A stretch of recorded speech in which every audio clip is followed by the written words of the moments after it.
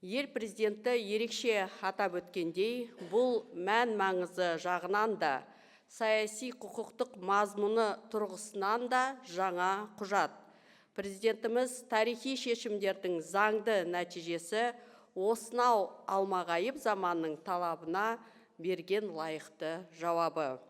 Дегенменен, бұл мемлекетіміздің осы уақытқа дейінгі жүрген жолдың жоққа шығару емес, керісінше дүбірлі дәуірлерден бүгінгі күнге дейінгі озық ойлар мен тәжірибені тиянақтап, кеткен кемшіліктерді түзеп, жеткен жетістікті жаңалаған саяси табыстықтың бірегей үлгісі.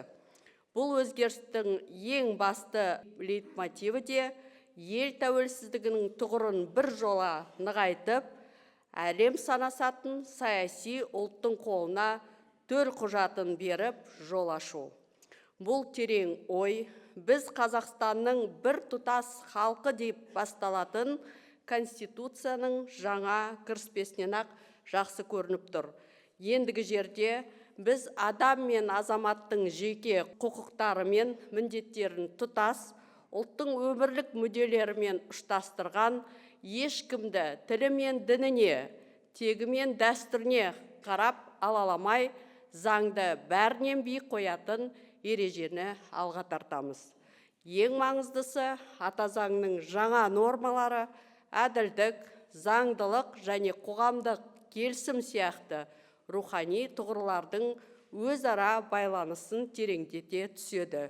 Сөз жоқ, бұл мемлекет пен қоғам арасындағы сенімді одан ары күшейтетін қарымды қадам. Құрметті комиссия мүшелері, жан-жақты талқылаулар мен ұсыныстарды саралай келе, кеше таныстырылған мәтінді Конституцияның жаңа редакция деп емес, Конституцияның жаңа жобасы деп қарастыру ұсынысын қолдаймын. Назарларыңызға рахмет.